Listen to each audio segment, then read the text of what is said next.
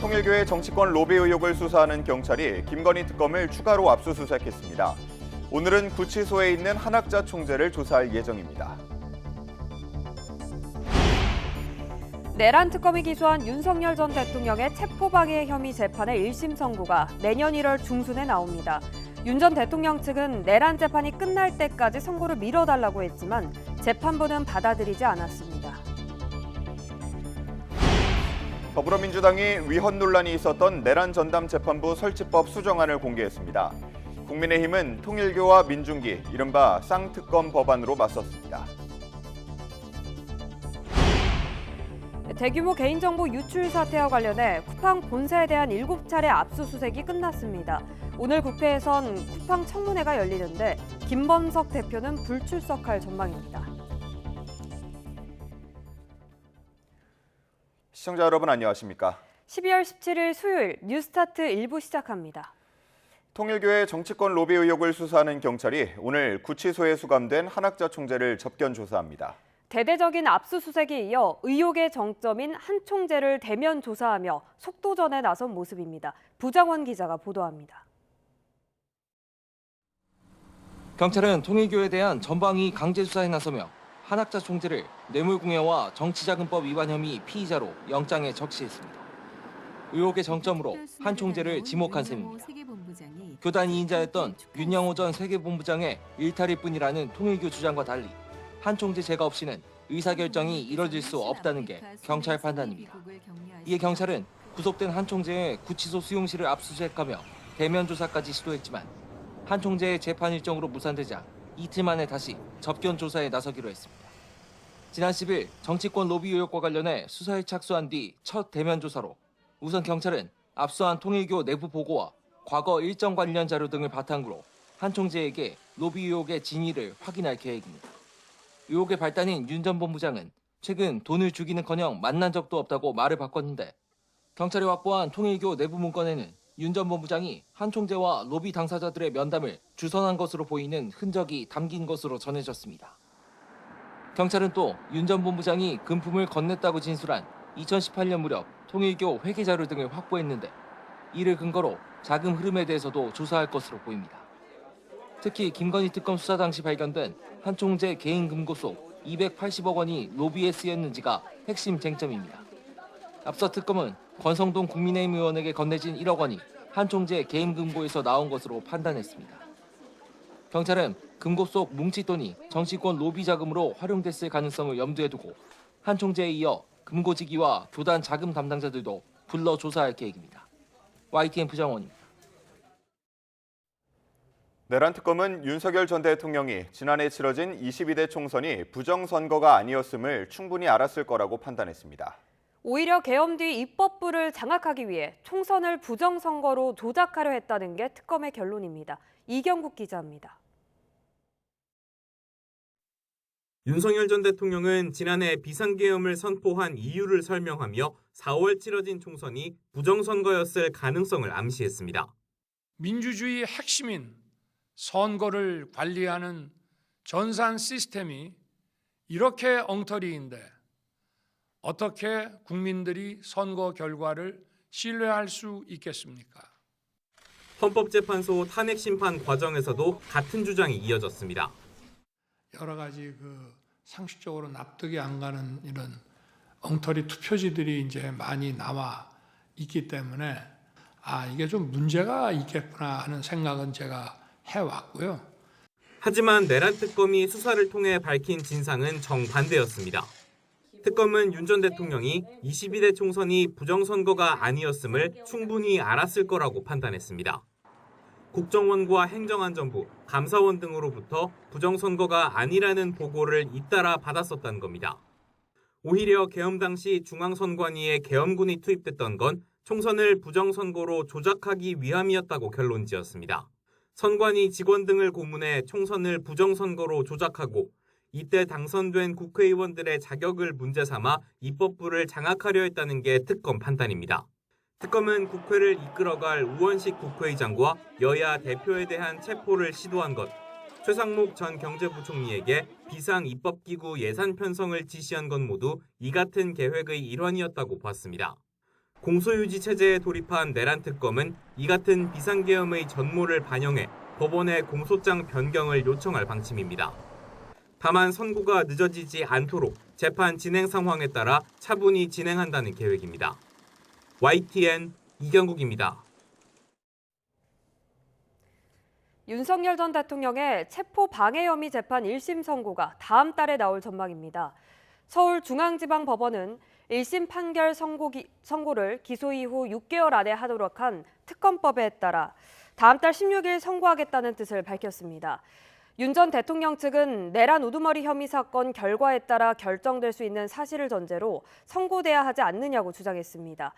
이에 대해 재판부는 계엄 선포 자체가 내란에 해당하는지는 이 사건의 쟁점이 아니라고 판단한다면서 다만 사건 검토 중에 다른 쟁점에 대한 심리가 필요하다고 하면 일정이 변경될 가능성이 전혀 없지는 않다고 설명했습니다.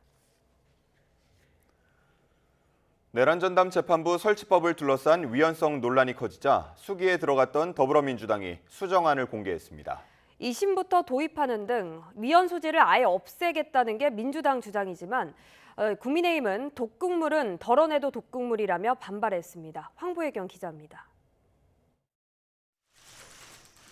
내란 전담 재판부 설치법을 둘러싸고 당 내부에서조차 위헌 우려가 가라앉지 않자 사실상 속도 조절에 들어갔던 민주당. 필요한 부분은 보완하고 수정할 부분은 과감히 수정해 나갈 것입니다. 외부 법률 자문 등을 거친 뒤 법안을 다듬어 수정안을 내놨습니다. 달라진 부분은 크게 3가지로 우선 법안 이름을 내란 및 외환 전담 재판부로 일반화하고 1심이 아닌 항소심부터 적용하기로 했습니다. 쟁점이 됐던 재판부 구성 과정엔 법무부나 헌법재판소는 배제하고 아예 사법부만 판사를 추천할 수 있도록 못 박았습니다. 여기에 전담재판부는 대법관 회의를 거쳐 대법원장이 임명하도록 하는 조항도 추가했습니다. 한간에 최소화한다고 그러니까 그게 말이 되냐 이런 비판도 많이 있었는데요. 위헌 소지를 없앴다 이렇게 정리를 하겠습니다. 민주당은 법제사법위원회 위원들과의 비공개 회의에서 수정안을 먼저 공개하며 반발을 잠재웠는데 의원총회에서도 수정된 법안에 대해 별다른 이견이 없었던 거로 전해졌습니다. 오늘 그 의총에서는 이 내란 전담 재판부 설치하는 거에 대해서 반대를 하거나 이견을 하는 의견들은 없었습니다. 수정안이 공개되자 위헌 시비가 불거지면 보석 석방에 빌미를 줄 수 있다며 공개 반대했던 조국혁신당도 추진에 동참하겠다는 뜻을 밝혔습니다. 다만 국민의힘에선 독극물은 조금 덜어내도 독극물이라며 법안 자체를 폐기해야 한다는 쓴소리가 터져나왔습니다. 이르면 오는 21일부터 열리는 국회 본회의에 법안이 상정될 거로 보이는 만큼 필리버스터, 즉 무제한 반대 토론으로 제지에 나설 방침입니다. 민주당은 조만간 내란 전담 재판부 설치법 최종안을 당론으로 확정한다는 계획입니다. 위헌 논란을 정면 돌파했다는 입장이지만 초안보다 한 발 물러선 수정안에 대한 강성 지지층 반발은 변수로 남아 있습니다. YTN 황보혜경입니다. 친윤 세력과의 단절을 요구받고 있는 국민의힘 장동혁 대표가 극단적인 생각에 갇히지 않겠다며 국민이 가라는 방향으로 고민하겠다고 말했습니다. 이석연 국민통합위원장을 만난 자리에서 한 발언인데 기조 변화 가능성을 암시한 전향적인 메시지라는 분석도 나옵니다. 박광열 기자가 보도합니다. 최근 민주당 정청래 대표에게 국회가 국민 갈등 진원지라 지적했던 이석연 국민통합위원장. 이번에는 국민의힘 장동혁 대표와 마주했습니다. 집토끼 걱정 말고 국민 다수의 뜻을 봐달라며 헌정질서 파괴 세력과의 절연을 주문했습니다. 집토끼가 달아날까 걱정하십니까? 새로운 보수 지지층이 두텁게 형성되리라고 저는 확신합니다. 제1야당 대표를 향한 쓴소리에 장 대표는 진영 논리와 극단적 생각에 갇히지 않도록 돌아보겠다고 화답했습니다. 사법 리스크 칼날도 어느 정도 거쳐가는 만큼 이제 국민의 공감을 얻겠다며 과거 비상계엄 해제 표결에 참여한 경험도 언급했습니다. 계엄 해제 표결에 참여했던 국민의힘 국회의원 18명 중에 1명입니다. 수단과 방법에 있어서 균형성이 있는지에 대한 판단을 내렸고 존중한다는 입장을 외연 확장으로의 노선 변경 촉구가 잇따르는 가운데 기조 변화를 시사한 거란 해석도 나옵니다. 지도부 핵심 관계자는 변화의 의지를 드러낸 것이 아니겠느냐며 경청 행보를 이어가는 가운데 의미 있게 읽힐 수 있는 지점이라 평가했고, 장 대표와의 최근 만남을 두고 이런 반응도 나왔습니다. 12월 말까지는 특검들 중에서 상당 부분에 정리가 되는 부분이 있기 때문에 정치적인 어떠한 전환의 국면이 오지 않겠느냐, 새로운 스텝으로 나아갈 수 있는. 당 안팎의 압박은 계속되고 있습니다. 초재선 의원들은 토론회와 별도 모임에서 지방선거 승리를 위해 중도 민심을 잡아야 한다고 태도 변화와 혁신을 거듭 촉구했습니다. 당명이라는 껍데기부터 저는 이제 벗겨낼 때가 됐다고 생각합니다. 국민의 마음을 읽고 길을 제시하는 전략과 설계가 더 요구되는. 다만 여전히 가라앉지 않는 계파 갈등 이슈는 잠재적 뇌관으로 꼽힙니다. 실제 친한계 김종혁 전 최고위원에 대한 당무감사위에 당원권 정지 2년 중징계 권고에 민주주의를 돌로 쳐 죽일 수는 없다, 불편한 목소리를 침묵시키려는 의도라는 날선 반응이 나왔습니다. 잡음을 최소화하며 동시에 골든타임을 놓치지 않는 노선 변경, 여기에 유의미한 당 쇄신과 개혁까지 쉽지 않은 고차방 정식을 눈앞에 둔 장동혁 호가 또 한 차례의 시험대에 오르는 분위기입니다. YTN 박홍렬입니다. 미국을 방문한 위성락 국가안보실장이 핵 추진 잠수함 건조를 위해 한미 간 별도 협정 가능성을 협의할 것이라고 밝혔습니다. 위 실장은 지금이 기회라며 한미 간 대북 정책을 조율하고 공조하겠다고 말했습니다. 워싱턴 연결합니다. 홍상희 특파원. 위성락 국가안보실장이 핵 추진 잠수함 건조를 위해서 한미가 별도 협정을 체결할 가능성을 언급했죠. 네, 위 실장은 이곳 시간으로 오늘 오전 10시 반쯤 워싱턴 DC 근처 공항에 도착했는데요. 한미의 핵잠 별도 합의 발언 전에 위 실장이 밝힌 이번 방미의 목표부터 들어보시겠습니다. 조인트 팩트시트에 대한 후속 이행을 좀 촉진하기 위해서 고위급 대화를 할 필요가 있다고 생각했습니다. 피스메이커, 페이스메이커 역할을 어떻게 조율하고 또 앞으로 갈 길을 찾아볼까 하는 취지의 대화를 해보려고 합니다. 네, 위성락 실장의 한미 별도 협정 언급은 이 출국길에서 앞서 언급했던 새로운 합의 필요성에 대한 질문에서 나왔습니다. 이 새로운 합의가 구체적으로 무엇인지를 묻자 위 실장은 호주를 예로 들었습니다. 호주도 미국과 원자력 협정을 맺고 있지만 미국 대통령이 군용 핵물질 이전을 허가할 수 있다는 원자력법 91조에 근거한 별도 협정을 체결해 핵 추진 잠수함을 추진했다는 겁니다. 위 실장의 이 발언도 들어보시겠습니다. 호주의 경우는 미국의 원자력법의 91조에 따른 예외를 부여했고, 그러려면 양자 간의 어떤 합의가 따로 필요합니다. 우리한테도 그게 필요할 수 있기 때문에 그 가능성을 협의해 보겠습니다. 네, 호주가 별도 협정으로 미-호주 원자력 협정을 피해간 것처럼 우리도 한미 원자력 협정에서 규정한 핵물질의 군사적 사용 금지를 우회할 수 있는 미국과의 별도 합의를 추진해보겠다라는 의미로 풀이됩니다. 위 실장은 이번 방미 기간 핵잠 건조를 위한 한미 협의체 구성을 발표할 가능성이 있냐는 질문에 대해서는 양측이 이슈별로 협의체를 만드는 것까지는 합의가 되지 않았지만 협의를 촉진하는 방법을 강구하겠다고 말했습니다. 위 실장은 카운터파트인 마코 루비오 국무장관 겸 백악관 국가안보보좌관은 물론 크리스 라이트 에너지부 장관도 만나 핵잠 건조, 또 우라늄 농축과 사용 후 핵연료 재처리에 대한 이행 방안을 집중 논의할 것으로 보입니다. 위 실장이 두 번째 방미 목적으로 밝힌 대북 정책 조율에 대해서는 어떤 논의가 있을 걸로 보입니까? 네, 위성락 실장은 미국 측과 남북 대화, 북미 대화 촉진에 대한 의견을 교환할 거라고 말했는데요. 기자들과의 인터뷰를 마치고 공항을 빠져나가던 위 실장은 잠시 걸음을 멈추고 지금이 기회라는 말을 하기도 했습니다. 위 실장의 말을 들어보시겠습니다. 한미 간에는 미국의 여러 동맹 중에 지금 괜찮은 분위기가 형성되는 건 사실이지 않습니까? 네. 기회라면 기회입니다. 이런 분위기 속에서 북한 관계도 잘 풀어나가야 하는 거고, 그렇다면 이제 한미 간의 조율을 공조하는 건 항상 중요한 문제죠. 네, 북미 대화가 미국의 우선순위에서 현재 밀려나지 않도록 설득할 것이냐는 질문에는 북한 이슈가 우선순위에서 꼭 밀려났다고 보지 않는다고 말하기도 했습니다.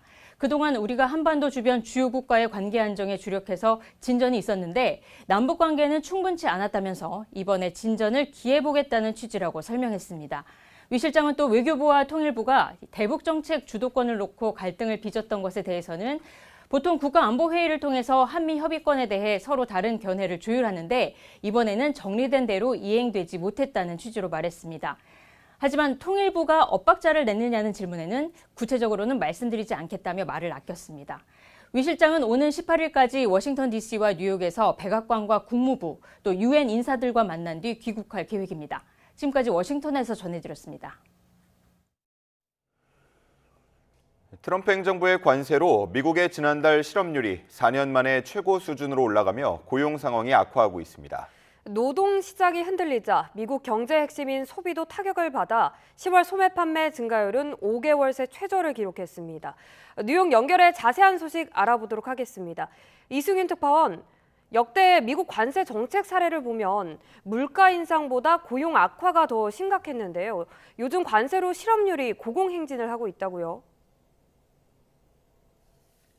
네, 그렇습니다. 미국의 11월 실업률은 4.6%로 4년 만에 최고로 치솟았습니다. 전임 바이든 행정부 시절인 2023년 4월 54년 만에 최저치인 3.4%를 기록한 이후 트럼프 행정부 들어 관세 부과 이후에 실업률이 이렇게 고공 상승 중인 겁니다. 다만 역대 실업률을 고려할 때 여전히 낮은 수준이긴 합니다. 하지만 트럼프 대통령의 관세 정책 이후에 미국 고용이 얼어붙은 만큼 심상치 않은 조짐이 일고 있는 것은 사실입니다. 이는 관세뿐만 아니라 10월, 11월에 걸쳐 역대 최장인 43일 동안 이어진 미국 연방정부의 셧다운, 일시 업무 정지의 영향도 있었던 것으로 풀이됩니다. 지난 10월 미국 비농업 일자리는 15만 명 이상의 연방정부 공무원 퇴직이 반영돼 전월 대비 10만 5천 건 감소했습니다. 이런 와중에 미국 경제의 핵심이라 할 수 있는 소비마저 여름 시즌의 호조 이후에 관세 정책으로 인한 물가 상승과 경제 불확실성 우려 속에 정체 현상을 보였습니다. 전체 소비 가운데 상품 판매 실적을 주로 집계하는 소매 판매는 10월에 1,080조 원으로 전월 대비 증감에 변동이 없었습니다. 즉 0% 증가율을 보인 건데요. 9월 조정된 증가치 0.1%보다는 낮고 최근 5년 새 하여튼 최저 수준을 기록하게 된 것입니다.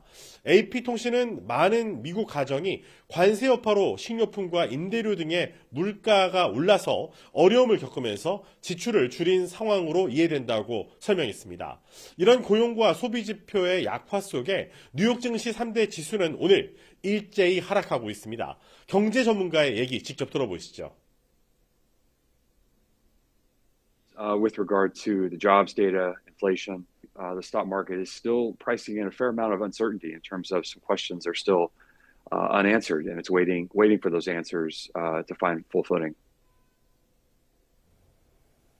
네, 이런 가운데 미중 현안 중 하나인 틱톡 강제 매각법 집행 시한이 오늘까지라고요. 네, 그렇습니다. 틱톡의 미국 운영권을 미국 투자자들의 통제하에 이전하는 거래가 오늘까지 최종 확정돼야 합니다. 이는 틱톡이 방대한 미국 사용자 기반이 계속 서비스를 제공하기 위해서는 바이트댄스와 국제 파트너들이 앱의 운영을 재구성하도록 설정된 마감일입니다. 틱톡의 중국 모회사인 바이트댄스와 국제 투자자 그룹은 이제 앱에 미국 자산을 분리하는 거래를 마무리해야 하는 시점을 맞이했습니다. 합의가 이루어지지 않으면 틱톡은 가장 큰 시장인 미국에 대한 접근권을 잃을 수 있는 위험에 처하게 됩니다. 트럼프 대통령은 처음엔 틱톡 금지를 추진했지만 2024년 대선 기간 이 젊은 유권자들과 틱톡으로 소통하면서 효과를 봤고 지난 9월에 틱톡 강제 매각법 마감일을 4번째로 연장했습니다.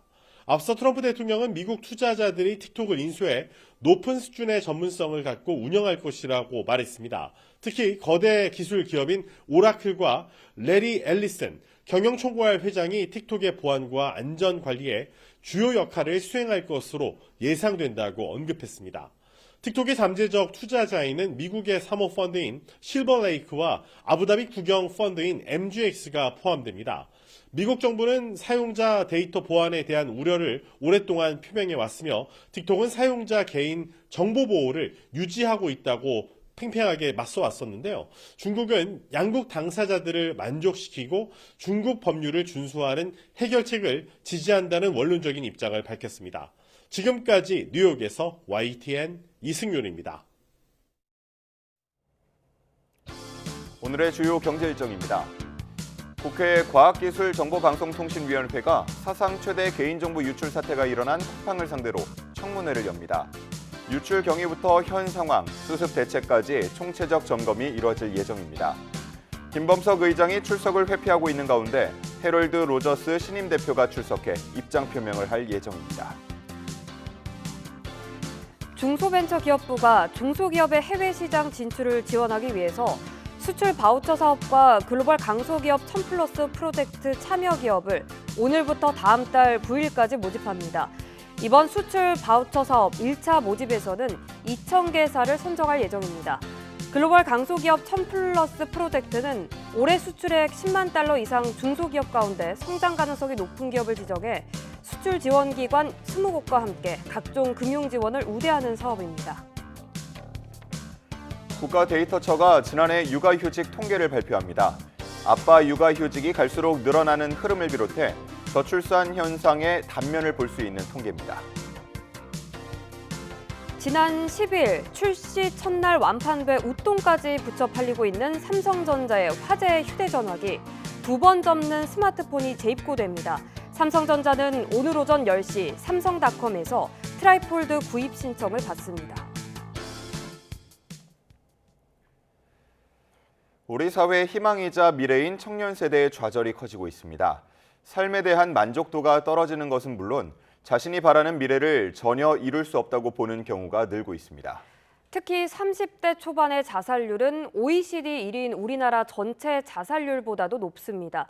이승은 기자가 한국 청년의 삶을 분석한 보고서 내용을 전합니다. 사회적 독립을 준비하고 노동시장으로 진입하는 시기인 19세에서 34세 사이 청년을 대상으로 한 국가데이터처의 첫 종합보고서가 나왔습니다. 육체적, 정신적으로 소진된 상태인 이른바 번아웃을 경험한 경우가 10명 중 3명에 이르렀습니다. 남자보다 여자가, 비수도권 거주자가 수도권보다 경험률이 높았습니다. 좀 기본적으로 10대 때부터 개인의 관심사를 좀 탐색할 수 있는 기회도 적었고, 그리고 사회로 진출하자마자 좀 바로 또 압박이 심한 분위기에서 또 살아남아야 하는, SNS를 통해서 이제 자신과 타인과의 비교가 좀 심한 것 같아가지고 그게 조금 핵심이라고 생각하고, 약간 뭐 자기 본인만의 페이스로 가져가는 게 아니라 직장이 있어도 일자리에 만족하는 경우가 36%에 그쳤습니다. 계층 이동의 희망도 크지 않습니다. 본인 노력으로 사회 경제적 지위를 높일 수 있다고 믿는 경우는 27.7%에 불과했습니다. 특히 자신이 바라는 미래를 전혀 실현할 수 없다고 응답한 경우가 더 늘었습니다. 특히 30대 초반은 10명 중 1명에 이르렀습니다. 코로나19 사태를 거치며 대인 신뢰도도 급격히 떨어졌습니다. 일반적으로 사람을 믿을 수 있다고 답한 경우가 청년층에서 가장 많이 줄었습니다. 결국 우리나라 청년들의 삶에 대한 만족도는 경제협력개발기구 OECD 38개국 가운데 31위에 불과했습니다. 발전을 하려면은 경쟁 시스템은 필요는 하지만 지금 이렇게 발전한 단계에서도 그게 이렇게까지 필요할까 하는 의문은 조금 있습니다. 특히 자살률은 심각합니다. 지난해 청년 자살률은 10만 명당 24.4명으로 13년 만에 가장 높았습니다.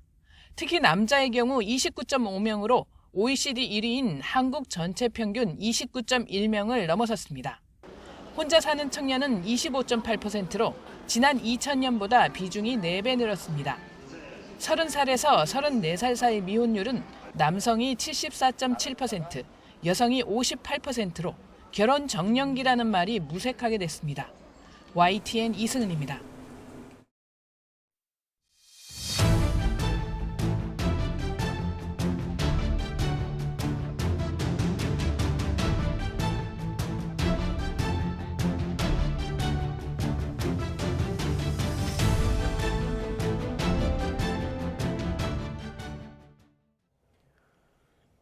이재명 대통령이 양극화 완화를 위해 사회적 기업을 활성화하자고 강조하며 자신의 성남시장 시절 사례와 박근혜 전 대통령을 비교했습니다.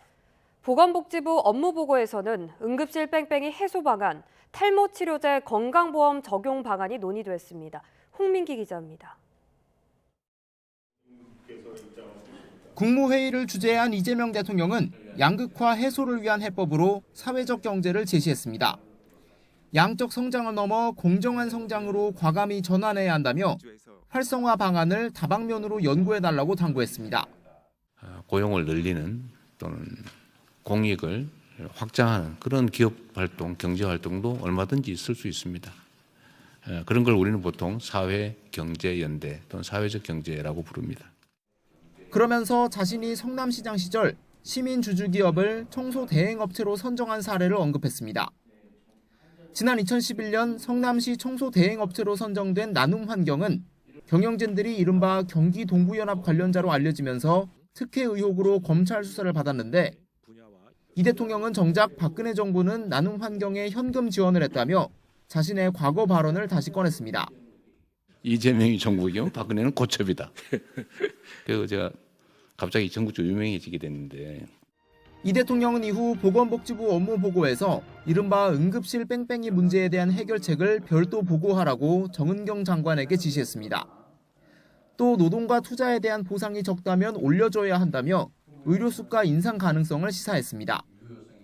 탈모 치료제의 건강보험 적용 검토도 주문했습니다. 증상이 있거나 생명에 영향을 주는 그런 질환이 아니라고 보기 때문에 이제 이거 옛날에는 이걸 미용이라고 봤는데 요새는 생존의 문제로 받아들이는 것 같은데요. 문화체육관광부 업무보고에선 K-팝 공연장 확충 방안, 관광지 바가지 물가 해결 방안 등이 논의됐습니다. YTN 홍민기입니다.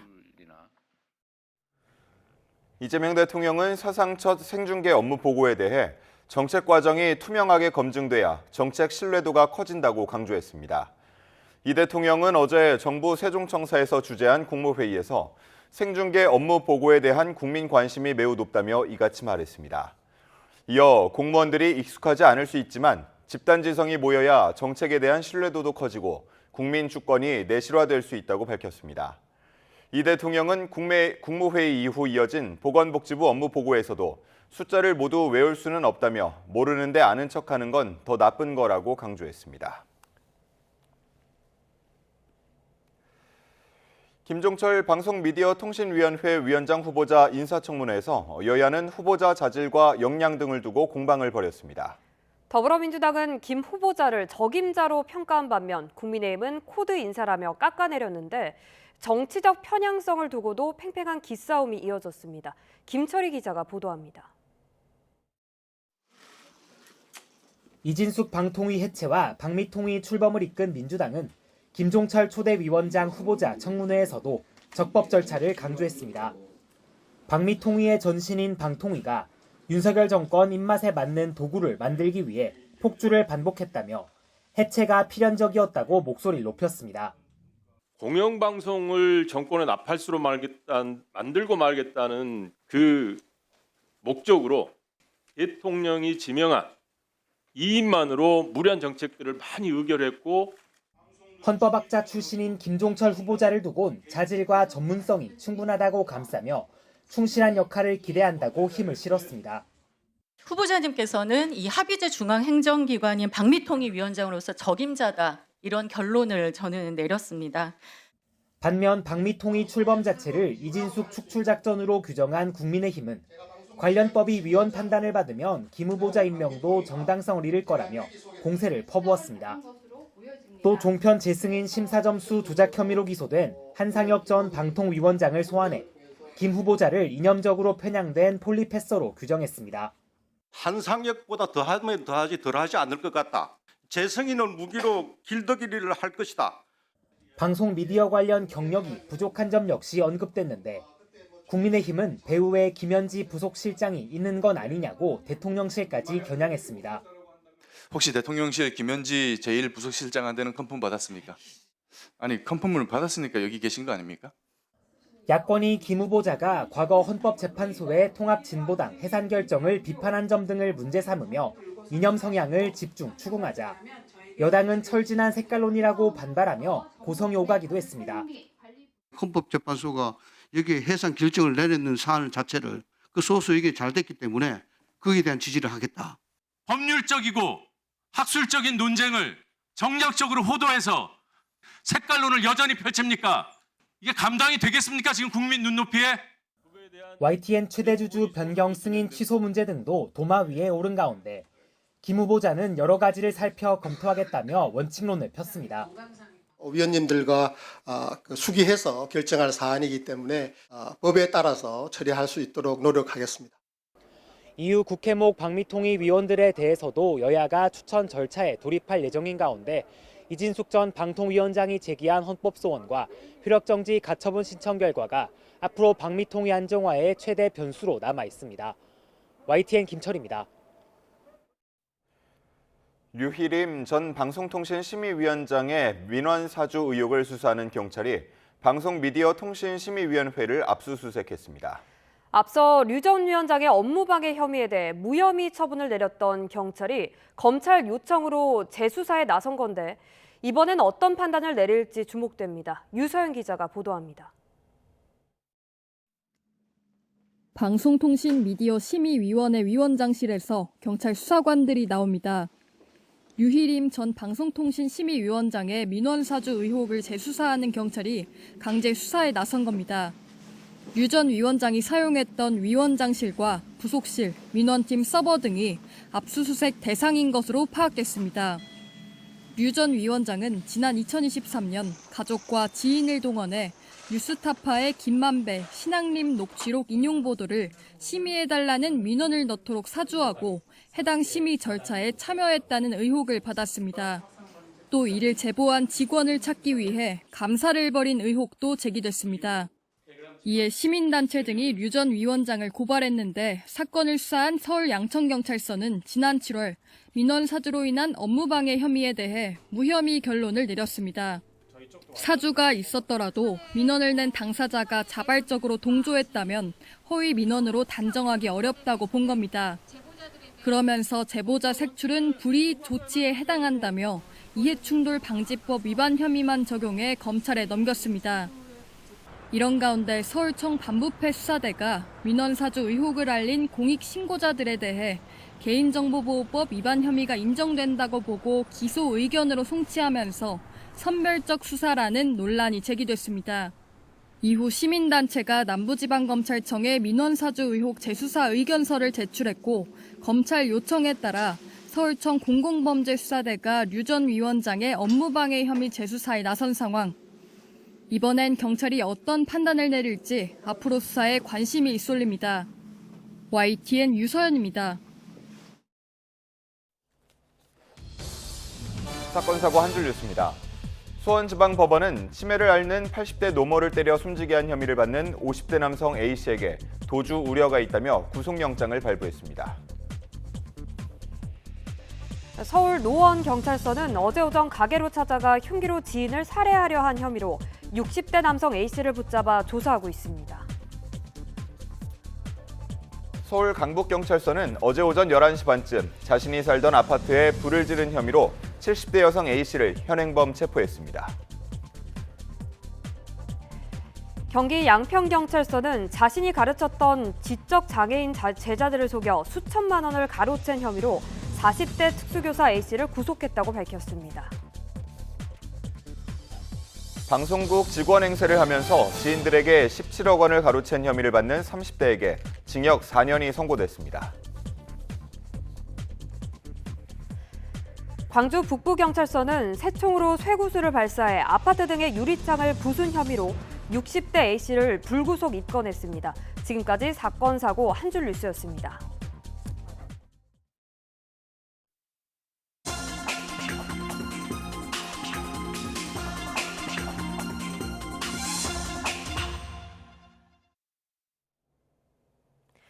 오늘의 글로벌 픽입니다.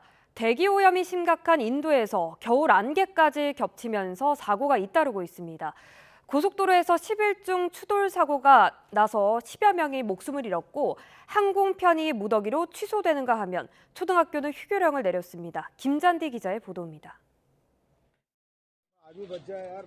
깊은 밤 뿌옇게 시야가 흐린 가운데 시뻘건 불길이 자동차들을 덮칩니다. 현지 시간 16일 새벽 4시쯤 인도 우타르 프라데시주 마투라의 고속도로에서 버스 8대와 승용차 3대가 충돌했습니다. 자동차들이 연쇄 충돌하면서 큰 폭발음과 함께 대형 화재가 발생했습니다. 이 사고로 10여 명이 숨졌고 70여 명이 다쳐 병원으로 옮겨졌습니다. मैंने आया एक्सीडेंट भयंकर था आग बहुत तेज दौड़ चुकी थी 3 गाड़ियों में आग लग चुकी थी जब मैं आया तो उसमें 4-5 लोग फंसे थे मैंने उसको एक को निकाला उसमें से गाड़ी से अंदर से घुल के 부상자 가운데는 중상자도 많아 희생자는 더 늘 수 있다고 소방당국은 설명했습니다. 현지 언론은 사고 당시 심각한 대기 오염에 짙은 안개까지 겹치면서 시야가 매우 좋지 않았고 결국 사고로 이어졌다고 전했습니다. 인도에선 연일 심각한 대기 오염이 계속돼 한낮에도 짙은 먼지로 시야가 흐릿한 수준입니다. 설상가상으로 안개까지 겹치며 수도 뉴델리 인근은 이틀째 수백 편의 항공편이 취소되거나 지연됐습니다. और विजिबिलिटी बहुत कम हो गई कुछ दिख भी नहीं रहा है हम आए थे कल बाई कार तो कोहरे के कारण सब कोहरा इतना हो गया है पोल्यूशन इतना हो गया है कि पूरा ऐसे डलनेस हो गई कुछ दिख नहीं रहा है पूरा हम यहाँ इंडिया गेट आए तो इंडिया गेट 노스모그가 심각해 대기질이 매우 심각 단계로 악화하면서 유치원생부터 초등학교 5학년까지 학생들의 학교 수업이 전면 중단됐습니다. 인도 정부는 차량 홀짝제와 인공강우를 시도하는 등 대책을 내놓고 있지만 아직 뚜렷한 효과는 보이지 않습니다. 보건당국은 노약자들은 외출을 자제하고 부득이하게 외출할 경우 마스크 착용을 권고했습니다. YTN 김잔디입니다. 미국 북서부 워싱턴주 시애틀 남부에 일주일간 이어진 폭우로 제방 일부가 무너져 대피령이 내려졌습니다. 주 당국은 그린강 동쪽 3개 지역 주택과 사업체 약 1,100채에 대피령이 내려졌고 모래주머니로 제방을 보강하는 작업을 진행했다고 밝혔습니다. 미국 국립기상청은 약 4만 7천 명을 대상으로 돌발 홍수 경보를 발령했다가 이후 7천 명으로 축소했습니다. 워싱턴주는 계속된 폭우와 홍수로 여러 마을이 침수되고 수만 명이 대피했습니다. 현지 시간 15일 멕시코 중부에서 중형 항공기 한 대가 추락해 최소 7명이 숨졌다고 멕시코 구조당국이 밝혔습니다. 이날 오후 멕시코 서부 해안 도시 아카풀코에서 출발해 중부 톨루카로 향하던 개인 항공기가 톨루카 국제공항 인근 산페드로 토톨페텍에서 추락했습니다. 이 항공기에는 조종사와 부조종사 그리고 승객 8명 등 총 10명이 탑승 중이었으며 이 중 최소 7명이 사망했다고 멕시코 당국은 정했습니다. 세계 최고 부자인 일론 머스크 테슬라 최고 경영자의 자산 가치가 1,000조 원에 육박한다고 미국 경제지 포브스가 보도했습니다. 포브스는 머스크의 자산 가치가 종전보다 1,680억 달러 늘어난 6,770억 달러, 우리 돈 995조 5천억 원으로 추산된다고 전했습니다. 머스크가 지분 42%를 보유한 비상장 우주기업 스페이스X가 최근 내부자 주식 매각에서 기업 가치를 8천억 달러로 평가받은 점이 반영돼 자산 가치가 늘어난 것으로 집계됐습니다. 스페이스X의 기업 가치 평가액은 지난 8월 4천억 달러에서 넉 달 만에 2배로 뛰었습니다. 지금까지 글로벌픽 전해드렸습니다. 눈부신 속도로 진화하는 AI 기술은 돌봄, 안전, 교통 등 우리의 일상을 지탱하는 기반을 근본적으로 바꾸는 전환점에 다가서고 있습니다. YTN 탐사보도 프로그램 팩트 추적 취재에 따르면 생성형 AI는 기존 수천억 원의 제작비가 들던 대형 영화를 극소수의 인력, 저렴한 비용으로 구현하며 K-AI 콘텐츠 산업에 새로운 시장을 열고 있습니다. 팩트 추적은 오늘 밤 AI 기술이 불러온 새로운 가능성을 집중 조명하고 다음 시간에는 그 이면의 윤리, 사회적 그림자도 살펴봅니다.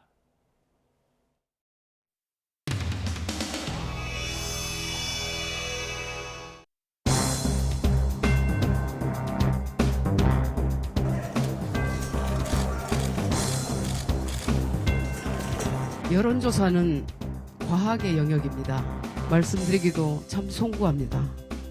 그렇지만 외람되지만 말씀을 드리겠습니다. 11월, 12월 최근 3번 조사에서 국민의힘 지지율은 평균 21%였습니다. 민주당은 평균 41.6%로 우리가 약 2배 낮습니다. 이보다 더 고통스러운 숫자는 보수 진영 안에서 국민의힘 지지율입니다. 본인의 이념 성향이 보수라고 답한 사람 중 51.4%가 국민의힘을 지지하지 않았습니다. 중도층이 공감하지 않는 계엄 정당론이나 부정선거론 과연 도움이 될까요? 과학적으로 봐도 전혀 도움이 되지 않습니다. 우리 당에서까지 갤럽 등 면접자 설문 방식을 들고 우리 손으로 뽑은 당대표를 흔들려고 합니까? 통일교 문제, 대장동, 항소 포기, 양평 공무원 자살 사건, 관세, 부동산, 환율, 김현지, 캄보디아, 무비자 입국까지 왜 이런 문제에 공격을 집중하지 않고 당내를 공격을 향합니까?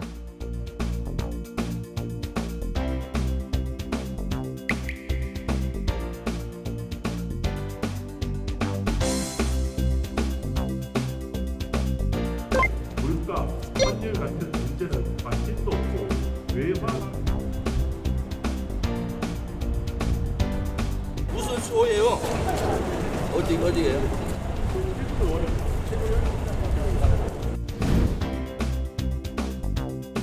정년 최고위원이 왜 이런 시위하는데 방해하고 있어요? 너무 이해가 가지 않아서 그러면 내란 전단점하고 어떻게 생각하세요? 그거 맞다고 생각하세요? 매국지 어떻게 생각하십니까? 지금 12월 4일 날 내란 전단점 왜 이런 시위하는데 와서 시비하세요? 왜 누구세요? 여기 있는데 왜 그러십니까? 저 우재준 의원 아닙니까? 저 나름 최고위원 아닙니까 저희가? 그래서 내란 전단점하고 어떻게 생각하세요? 당연히 해야죠. 내란 전단점하고 내란당 적결해야죠. 법원이 자기 마음대로 판결 안 해주면 무조건 법원 엎어버리고 새로운 판사 임명합니까? 그게 왜 이런 시위하는데 와서 방해하고 이재명 대통령 그 영장 기각시킨 그 판사에 대해서도 그렇게 대해야 됩니까? 이런 시위하는데 방해하지 마세요. 윤석열 대통령 정부에서 그렇게 했습니까? 이런 시위하는데 방해하지 마세요. 지금 이렇게 하고 우리한테 뭘 방해한다고 하는 거예요? 이런 시위하는데 이런 시위는 제가 여기서 국민의 권리입니다. 방해하지 마세요. 김병주 의원님과 저는 공개 토론하고 싶습니다. 한번 어떠십니까? 별도 자리를 싫으십니까? 못 하시겠습니까? 이런 시위하는데 왜 방해하세요?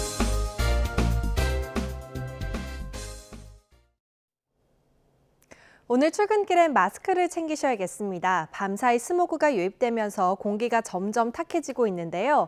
현재 서울 등 수도권 지역에서 초미세먼지 농도가 나쁨 수준을 보이는 가운데 그 밖에 전국 대부분 지역으로 농도가 점차 오르겠습니다. 중부 내륙에선 안개까지 뒤엉키면서 시야가 더욱 흐리겠습니다. 가시거리가 200m 안팎으로 좁은 곳이 많아서 교통 안전에 유의하셔야겠습니다.